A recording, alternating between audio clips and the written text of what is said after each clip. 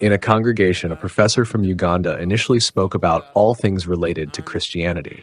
He then asserted that the Bible is often wielded as a tool to establish fraudulent enterprises, referencing practices that exploit religion or biblical verses for dishonest gain, such as religious fraud. When I travel across the continent, in many countries, I am amazed by the number of buildings whose owners claim are churches. In a distance of 1 kilometer, you will see different denominations. The Bible is now the greatest instrument in creating false industries in the continent of Africa. And that is not to be celebrated. It is to be frowned upon. He also expressed admiration for the discipline of Muslims in fulfilling their religious obligations. Initially, congregants laughed upon hearing his remark about the short interval between sinning and repentance among Muslims, assuming he was mocking them. However, they fell silent as he drew a comparison between Muslims and David in the Bible. One day, a friend of mine who is a Muslim, and I love Muslims because they are more prayerful than us.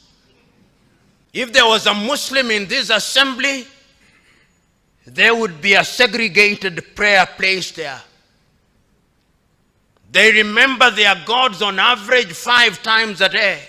So even the time between sinning and repenting is made very short. So they are like David in many ways. But we Christians, we remember our God once a week, many of us.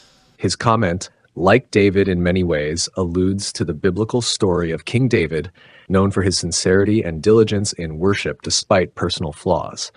Therefore, his statement underscores his admiration for the discipline exhibited by Muslims.